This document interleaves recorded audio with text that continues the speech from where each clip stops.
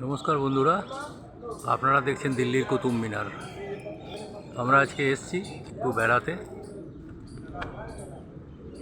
আমাদের বাড়ি থেকে প্রায় 30-32 কিলোমিটার গাজিয়াবাদ থেকে।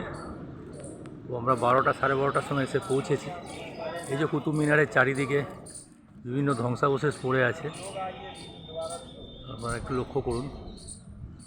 কুতুব মিনার 1200 থেকে 1300 শতাব্দীতে বানানো হয়েছিল।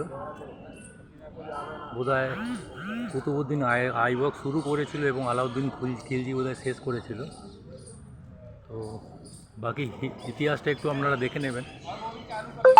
এই যে কুতুব মিনারের চারিদিকে ধ্বংসাবশেষ। এই যে আমার স্ত্রীও ফটো তুলছে, আমার ছেলে ওদিকে ফটো তুলছে। দিল্লিতে এলে আসবেন অবশ্যই।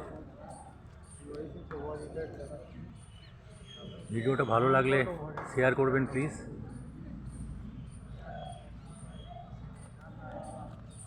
আমার চ্যানেলটাকে সাবস্ক্রাইব করবেন, যাতে আমি নতুন নতুন ভিডিও যেখানে বেড়াতে যাই আপনাদের শেয়ার করতে পারি এবং আপনারা দেখে আনন্দ পেতে পারেন।